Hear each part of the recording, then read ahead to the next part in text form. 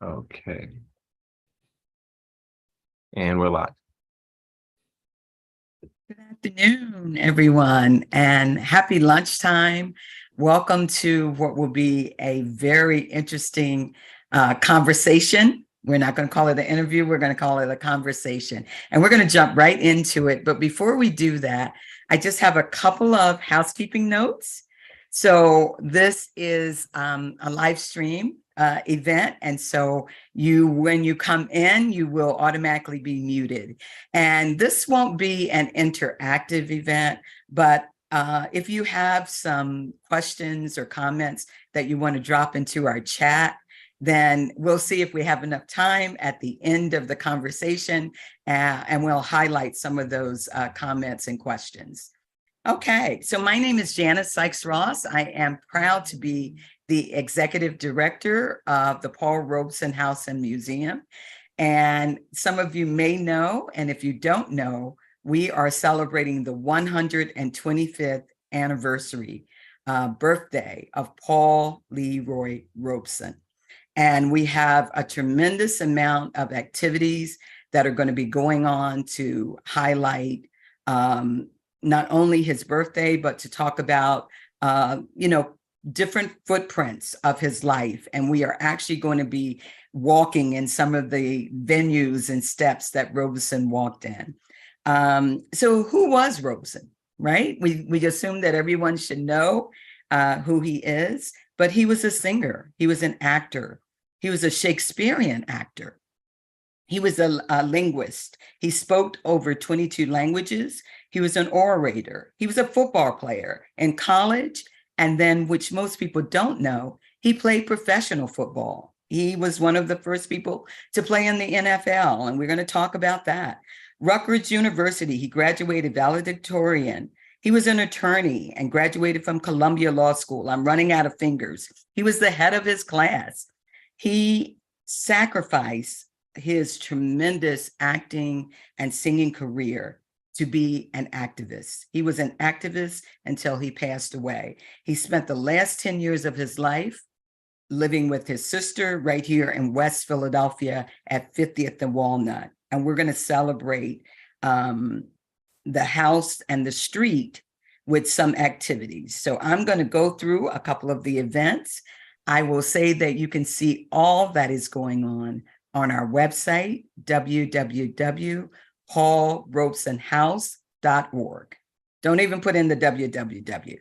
paulrobesonhouse.org will bring you right to everything you need to know.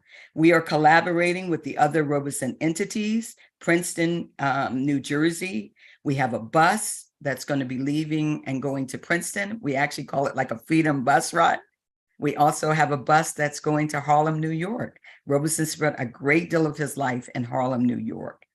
And we are going to be attending the Mother AME Zion Church, his family church. And then as we moving through the week, we have an essay contest with students from the local elementary schools right here in West Philadelphia. On the 14th of April, we have the street renaming. And the street renaming will happen right here at 50th and Walnut. We're going to be renaming that street Paul Robeson Way. Much to do about that. And it will be a block party. So there's something for everyone. On April the 14th, which is on your screen right now, in the evening, we will have Threads of Black Radicalism, which is a conversation, a panel discussion, and a reception at the historic Belmont Mansion. And most of you know where the Belmont Mansion is. It is in the famous Belmont Plateau. If you ever heard any of Will Smith's songs, you know that he talked about summertime. He talked about the Belmont Plateau. And that's where we're going to be. And that's where you need to be on Friday night, April the 14th. And then closing us out on April the 15th is an incredible program that we're going to have. We have our honorary chairs, Harry Belafonte and Danny Glover. And we have right here in Philadelphia, Harry Belafonte's daughter, Gina Belafonte, who co-founded Sankofa.org, a nonprofit with her father in California. And we have our musical guest, Sweet Honey and the Rock, that was just pictured there. And if you've never seen Sweet Honey and the Rock, again, you have to be there April the 15th. Penn Live, Annenberg Theater, and the Arts. Okay, having said all of that, go to our website, paulrobesonhouse.org. I'm going to say it again, paulrobesonhouse.org. Okay, we're going to jump into our conversation. I'm going to introduce you to Sherry Howard. Sherry Howard is a storyteller, a writer, a researcher. She has a long writing career. She is what we call here at the house a super volunteer. That means she does a lot. In addition to being a former reporter, she says a former reporter. I say once a reporter, always a reporter. In Philadelphia and then in other cities as well. She was in Raleigh, North Carolina. She was in Tampa, Florida. She has written a book, and her book is about collecting wonderful pieces of art and not spending a lot of money. Sherry tells you how to do it. Her book is called Art with a Heart, and her information is on our website as well.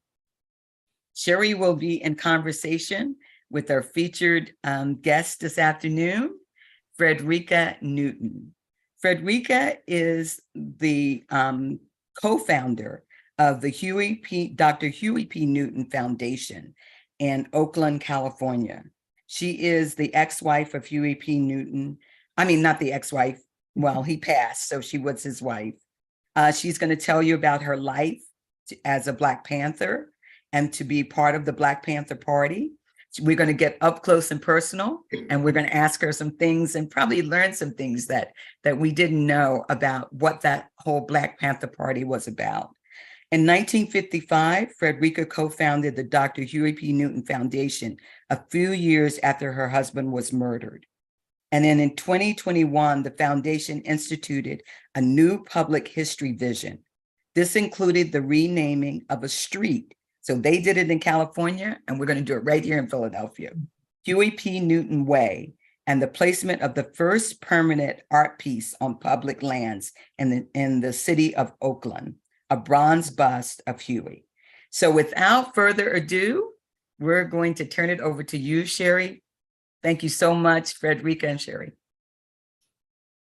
Thank you, Janice. And we are very, very happy to have Fredrika here. You know, my memories of the Black Panther Party, like everybody else's, is Huey sitting in this, wicker fan back chair. I think every college student who was Black and others had it hanging on their wall in college.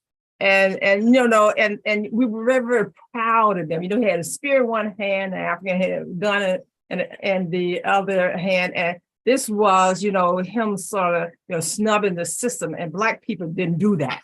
And so that's why we were so proud of the Black Panther Party. And so, and why I'm very, very happy to have you here, because I have all kinds of questions for you. So just talk a little briefly about the Huey P. Newton Foundation and why it was formed and why it's so important now. Thank you for asking, and thank you for having me here today. I'm really honored to be here and talk about the party, talk about the work that we're doing to carry on the legacy of Dr. Newton and the members of the Black Panther Party. But the organization, the foundation was co-founded by David Hilliard and myself in 1995. So it's been some years. And the mission was to promulgate and promote the legacy of Dr. Newton and the Black Panther Party. And we've done that in various ways through many lectures, books republished, new books published, talking about the legacy, talking about the work that we did, had 4 photo exhibits that traveled, that were the legacy of the party, traveled nationally and internationally. Currently, we're working on a virtual reality. Well, we've completed a virtual reality educational piece that will be housed in our first brick and mortar location that we've had in 27 years right here in Oakland, and it'll be also at the Oakland Museum. We've, as was mentioned before, we've placed the first permanent public art piece placed on public land to commemorate the legacy of the Black Panther Party, where in its birthplace, Oakland is the birthplace of the Black Panther Party, and there was nothing aside from murals that private people had done on to show that the Black Panther Party was even here. We're also working on with the National Park Service to create a Black Panther Party national park. There are many national parks that commemorate the civil rights movement, but nothing that acknowledge the Black Power movement. And so we're working with the national park to do that and alongside that, we're creating our own museum because we want to be in complete control of the narrative and tell our own story along with other members of the Black Panther Party in the community who was impacted by the Black Panther Party. So it'll be a community space that won't only look in the past, but will be an organizing our first place where it'll be all things Black Panther Party. So we'll talk about the organizing tools that we use and educate the community on what we did and have the community, young and old, come and talk about their own experiences and how they were impacted and also organize for future generations. So we're very, very busy. We want to place the curriculum in the California school district where books are being banned. And so we've got our hands full. It's very exciting work. I understand that you also want to correct the record of the party. You know, what's out there that you think is not correct about a party? You know, how do you correct it? What do you want to correct? That's the question. I love your questions. Thank you. There's so much information or non-information about the party. These kids, even my grandchildren, grow up not knowing anything about the party because there's nothing in the history books. But what people do, what the media did feed the people are images of men with guns, and that's all you saw. So it really, I think it helped to put fear in people's hearts, even in the Black community. We were estranged from the Black community at one time and had to really reevaluate our outward, how we were. It was the media did this, and the party had to reevaluate not our brand, but just what we were doing in the community. So we looked at, and the guns were used strictly for self-defense to protect the community from the brutality and murder that the police were doing. But they did not show, first of all, they didn't show the women in the party. Mm-hmm. They didn't show that at one point there were close to 70%, the membership was close to 70% women, and in leadership as well. You never saw women in leadership in the imagery, in the media. You never saw that these same men that you saw with guns and black leather jackets looking menacing up at 5 o'clock in the morning feeding children. The Black Panther Party had over 65 survival programs, 65 nationwide, and we had 45 different chapters, and they included an ambulance program in North Carolina where Black people were dying because the ambulance weren't coming in the community to take them to the hospital. So you had two women members of the Black Panther Party who went back to school to become EMTs. They got an ambulance, which I heard was a little hearse, taking Black folks to the hospital. You didn't see Black men and women ushering older people, seniors, to the bank so that they could get their checks cashed safely. That was called SAFE, Seniors Against a Fearful Environment program. On and on, feeding school children. It's been institutionalized today. The breakfast for children, kids get fed breakfast in schools today because of the work of the Black Panther Party. The WIC program came out of the Black Panther Party's survival program. So these are the things that you don't see. And this is what I want. This is what we want to be known, that the Black Panther Party was based on principles. And we wanted to, one of our slogans was feed serve the community body and soul. Mhm. So it was not a movement that was based on anything but complete love of the community. And that's what made us so scary, Mhm. because the community embraced us. We took care of basic needs that the government wasn't doing. You didn't see any of that in the media. You just saw men with guns. So it's fortunate now that that has changed, that we, with the internet and, podcasts and technology, we are able now to tell our own stories. Yes, yes. And we attempted to do the same thing. We had a Black Panther Party newspaper, which was a publication for 13 years. Mhm. And what we did in that newspaper was exactly what you said. We showed the work that we were doing. We showed what was going on in Black communities, not just nationally, but internationally. We knew that the Black community wasn't necessarily a reading community always. So we would educate people through art, which is something that the foundation's doing now. So we use art as a means of education.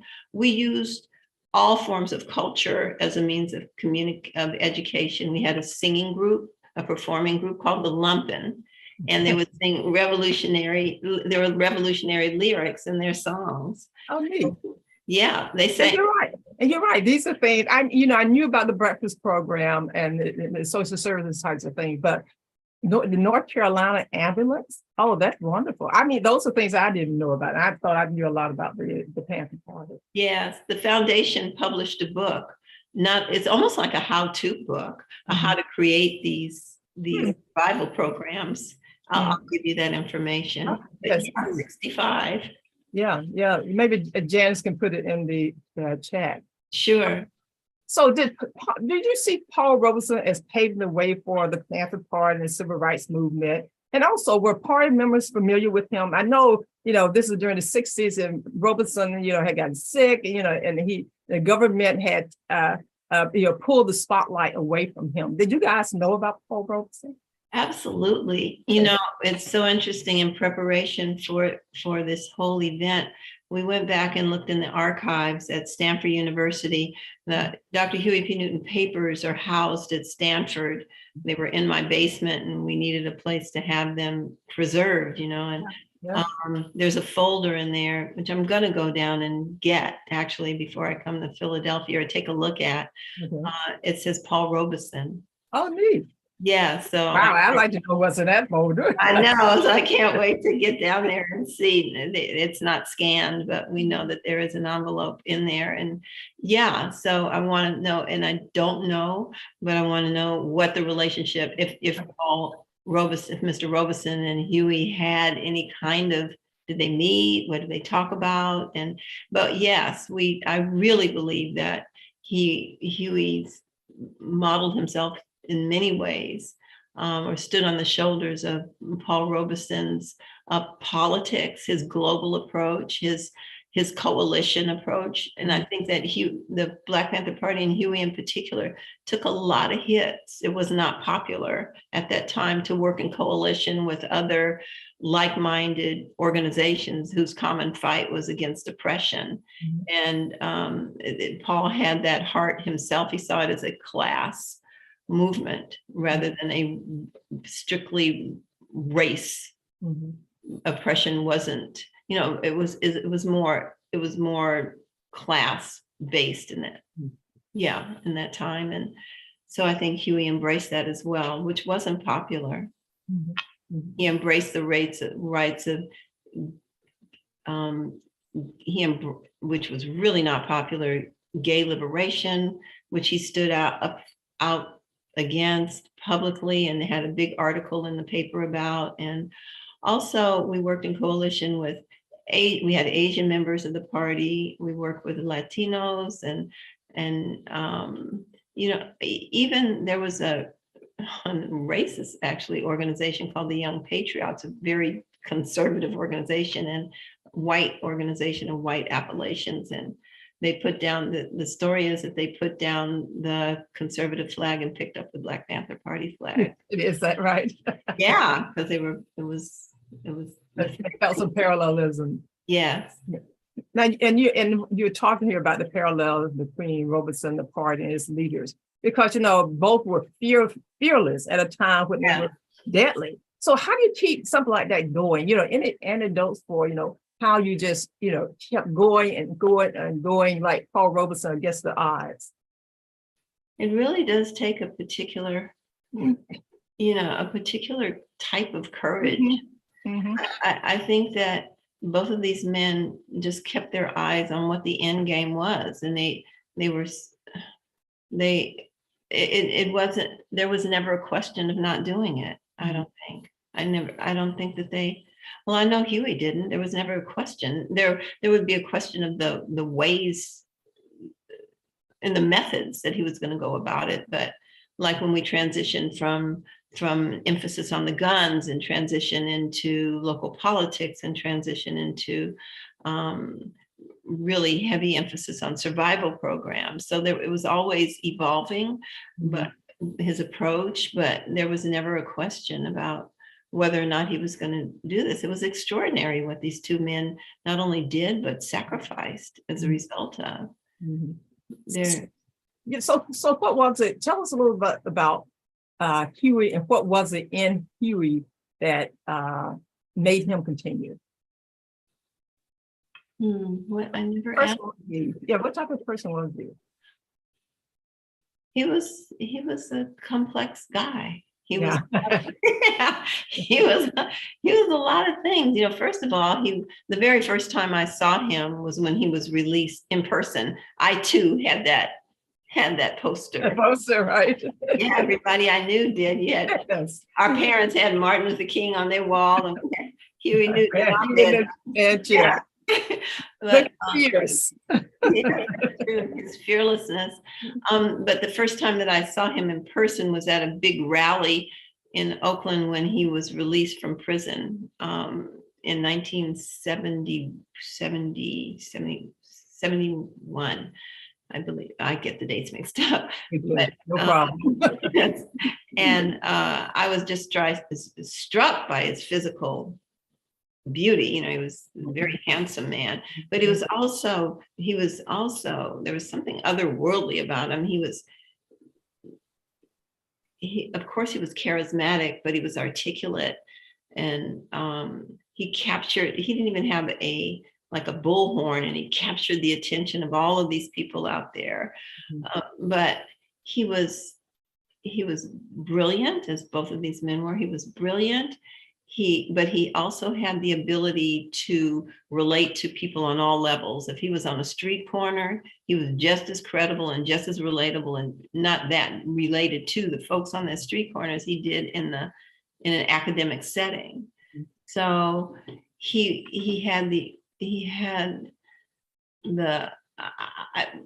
like you said early on, that he gave people the courage, because he was so courageous. He gave them permission, or almost, that they could do this too.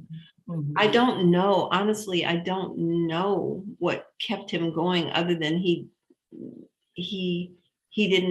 never questioned it. He had such a love for his community and for his people, and that he never questioned.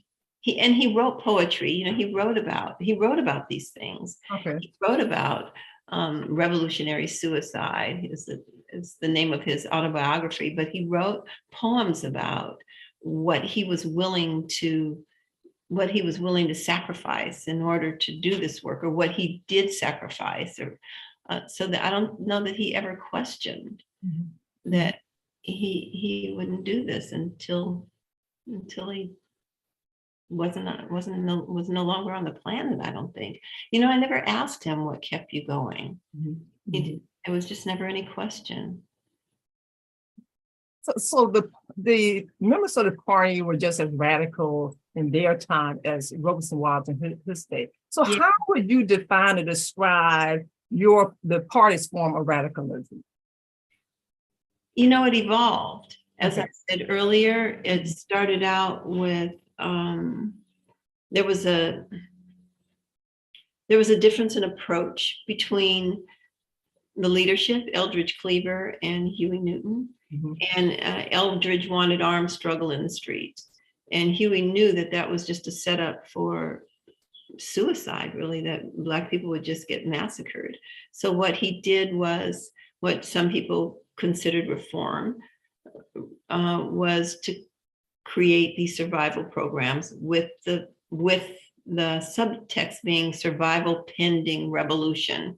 We knew that revolution was the ultimate goal, but how do you keep, it was the people that were going to lead this revolution, not the party. So you had to educate people in the process while you tended to their basic needs in order to get them to that point. So I think that, as all young people are, he thought that he would be able to see revolution in his lifetime, and he had to accept the fact that he would not.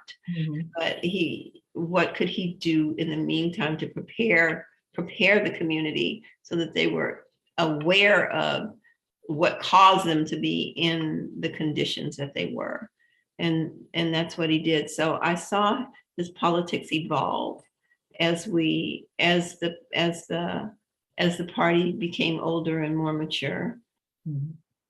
So let's talk a little bit about you. How and when did you join the party? I understand that you come from an activist family too, don't you? I do, and which doesn't mean that I was activist. I wasn't. I was in high school. You were influenced by their activism. Totally, and didn't realize how I just have to say I was a reluctant activist. But it was in my DNA from the time we were young children. It was a very activist family. My mother was a Jewish realtor who had her own business, and people used to say it was more like a movement than a business. Her fight, all of her life, all of her career was against redlining and against racist policies in the real estate industry. So she helped to integrate neighborhoods that had deed restrictions on them. She would often pose as the buyer. I have many friends whose parents were able to buy their first homes in Berkeley and Oakland and neighboring cities as a result of my mother and the work that she did in her office. And she introduced me to Huey because of the work that she was doing with the party. She was their real estate broker. Mhm. So I came into the party as a result of my mother. Usually it's the other way around, but she had invited Huey to the home after he was released from prison, and that's where I met him. So I met him. I had just turned 19, and that was my first introduction to the party. And I'd gone away to school and come back as a result of meeting him, and started working in a co-op grocery store. And children from the school used to come in to the store, and I worked at a coffee bar, and I liberated the hot dogs and gave it to the kids for lunch. And they became really interested in what they were doing because they all had little cans that said donations to the Free Breakfast for Children program in one hand, and they were selling Black Panther Party newspapers in the other. That was part of their school curriculum. They go out in the community and collect donations and sell papers. And so they told me to come down to the school. I started going down to the school, which was not very far from my house. And this school turned out to be a school for Black Panther Party members, kids. I started putting in volunteer hours, then it became more and more, and pretty soon I was there full time and became a member of the party, first through my work at the school because I fell in love with the children. Some of the kids I'm still have relationships with today. So tell us about your relationship with Huey. How did you fall in love with Huey if you knew? It was hard not to. I was intimidated. I was intimidated by the whole notion. Yeah. I'd avoid the Black Panther Party office, which became the school that I just mentioned. When I'd be walking down that street, it wasn't far from my house at all. I just felt like I wasn't radical enough. I wasn't Black enough. I wasn't enough and that they would call me out on it. So I went across the street. Next door to the office there was a barbershop for hustlers and pimps. It was called AJ's Artistic Fingers. And so I didn't want to deal with them either. So I walked across the street and boy, the pimps and the Panthers. And when Huey was at my mother's house, there was a lot of people there. My mother, we lived in a tiny house, a small house, but it was packed, always packed full of people and activity, political activity, always. And people were asking him a lot of very intellectual questions. And it was all over my head. So it became clear that I needed to interact with him because I was a host daughter. And the question that I asked him prompted a really thoughtful answer from him. And that really touched me when I asked him, because I'm most interested in what makes people who they are. So I asked him, so what was it like for you in prison? And he really thoughtfully took a lot of time and answered that it was very lonely there. Mm-hmm. It was something about that moment that just really captivated me. You know, somebody to be that vulnerable with this 19-year-old girl in front of all these people, in contrast to this guy in this wicker chair with these guns and spears, Right.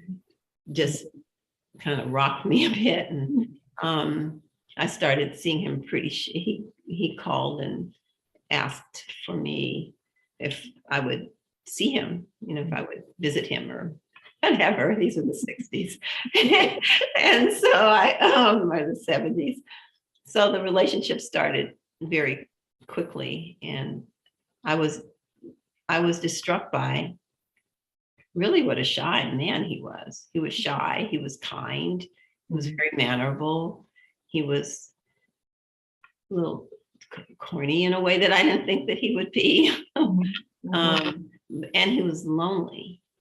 So he was alone a lot. And That's interesting. Never would have guessed that.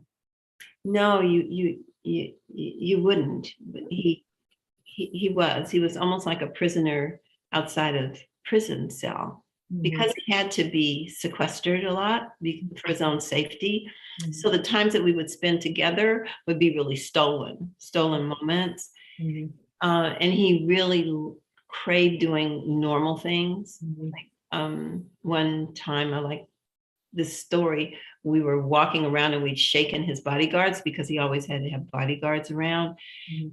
And we went to a local gas station that was near my apartment. It was a Black-owned gas station. And he wanted to, at the time when you went to gas stations, they washed your windows. Remember, they pumped your gas and they washed your windows. And he wanted to pump people's gas. So people would drive up and he pumped their gas and he's washing up their window. And until the person recognized who he was, like, hey man, that's Huey Newton washing my windows. And so he just wanted to have a normal life. So it was burdensome to be the man in the fan chair. It was burdensome for him in a lot of ways. So, yeah. So, you know, when I think you mentioned that 7% of the people in the party were women. And when I think of the women in the party, you know, Elaine Brown's name, I think Erica Huggins, you know, Kathleen Cleaver. So acquaint us with Fredrika. Well, you know, what do you think the most significant thing you feel you contributed as a party member, and beyond that? I mean, the foundation is beyond that. And also talk a little bit about the women's role and their significance in the party and in sort of augmenting Black culture and getting it out there. Sure. Thank you for that question. My role in the party was one of a rank and file member. I was selling papers. There was nothing significant about anything that I did other than I showed up and did the work alongside many women who now are beginning to be recognized. There's a beautiful book that Erica Huggins has just published of 50 women. I think it's called Comrade Sisters.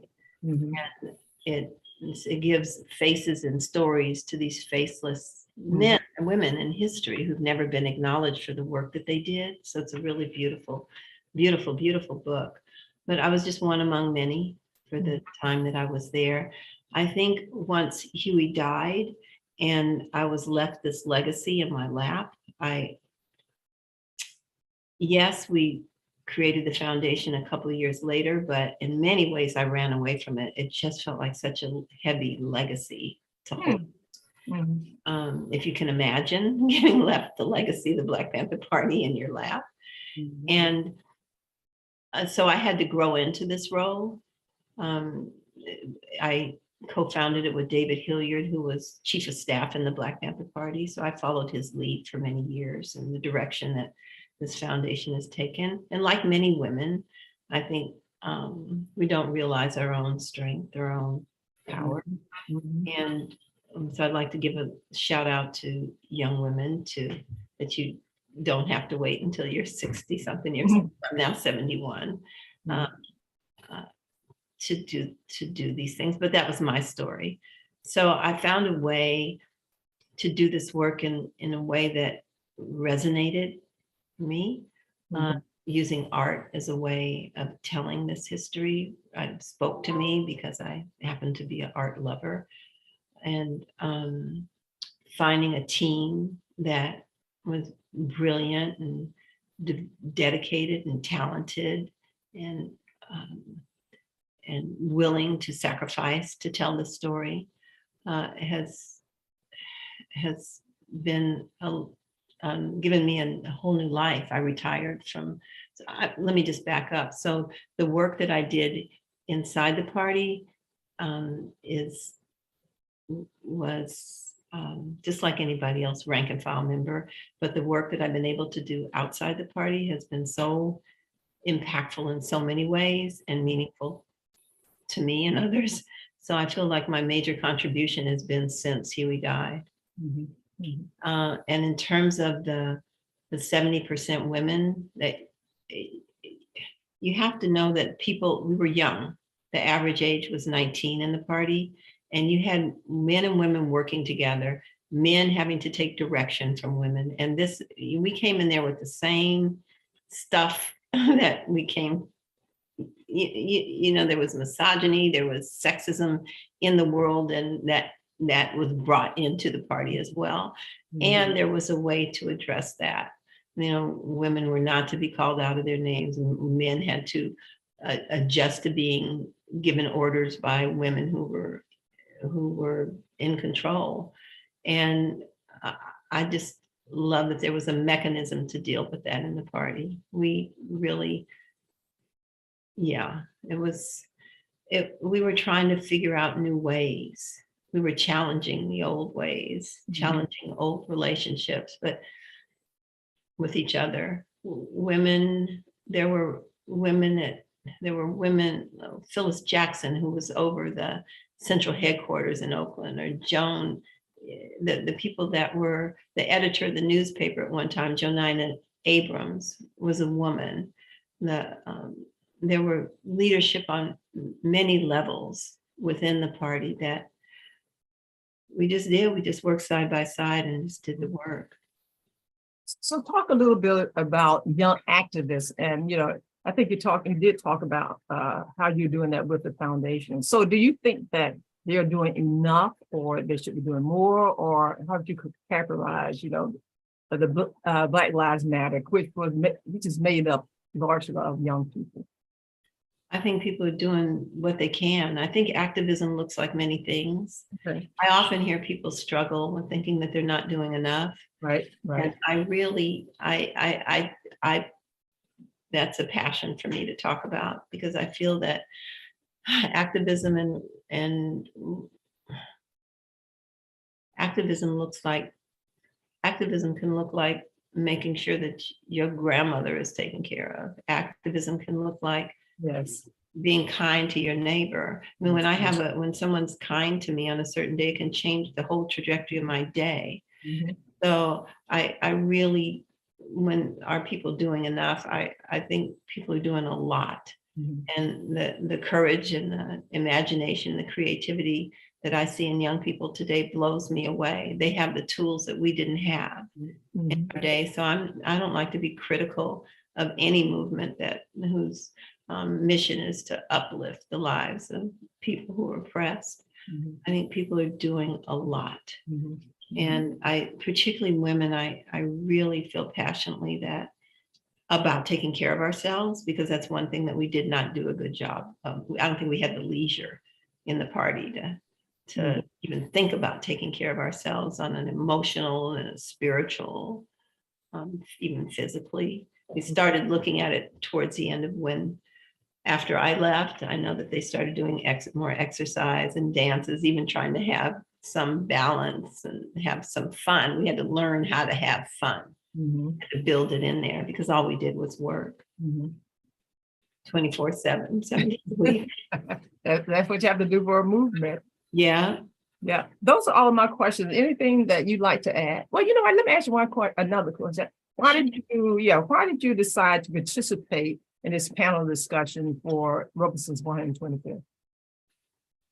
Thank you for that. I was intrigued by his life. Mike Africa reached out. I happen to love Mike dearly.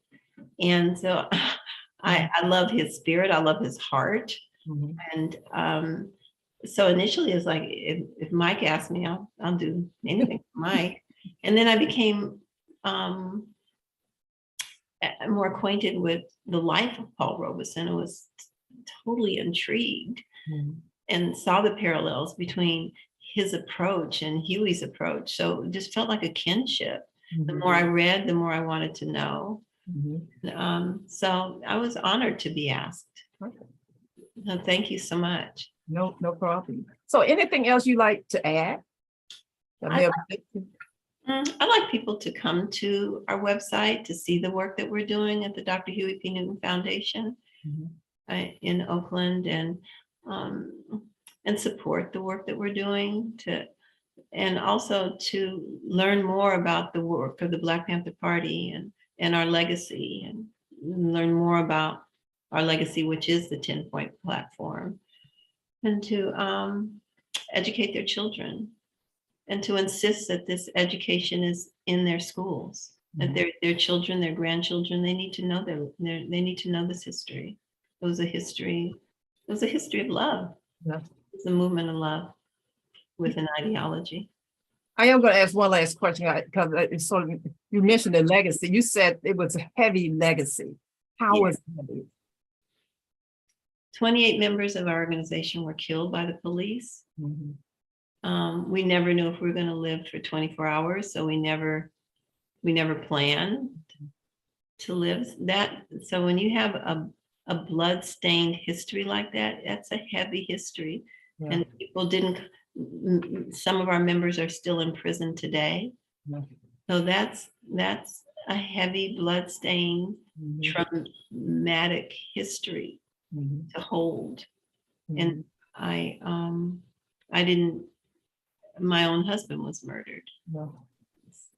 My mother was murdered. There's still some question as to who murdered my mother. So this is not a lightweight legacy.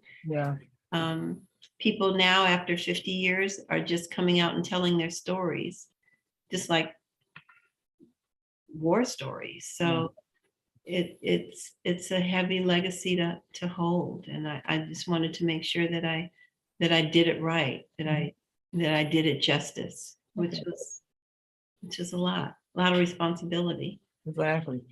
Fredrika, thank you. I thoroughly enjoyed this interview, and I knew I would, because I have much respect for the Black Panther Party, its leaders, and its history, and I understand the heaviness of it. So I'm going to turn over to Janice. Janice, to say a few last words. So, wow, I learned so much every time we have a conversation. I want to thank you, Sherry Howard, for doing such a great job. I want to thank you, Fredrika, for sharing your story with us and with the listening audience. We're all doing a hand clap for you right now. I want to share some of the comments in the chat. Exactly. You seem to be so wise today and have embraced growing after so much trauma and loss. I admire you greatly. Oh, yeah. So those are some of the, thank you so much for telling your story. It was enlightening. It was informative. It was interesting. And the comments just, Philadelphia loves you. I got to tell you. Oh, Yes. We can't wait. We Yes. cannot wait to meet you in person. I Mhm. know yeah. I can feel your warmth coming through the internet. But I know when I see you on April the 14th, right here in Philadelphia, well, I'm going to see you before then, but all of you, you can see Fredrika live up front and in person. We're going to give you a big old Philadelphia hug. No, thank you. Yes. We are the, been there in about the 40 city of years. sisterly love. Right, exactly. Yeah, I can't wait to And come. hope, yeah. So thank you guys so much. There's so much more to discuss. Again, go to the website, paulrobesonhouse.org. And that's it. Tafari, I think, are there any other comments? No, Okay. we're good to go. Okay, hearing none, I'll see you all very, very shortly. Jerry, Thank you. so All right, thank you, Fredrika. Thank you. Take care.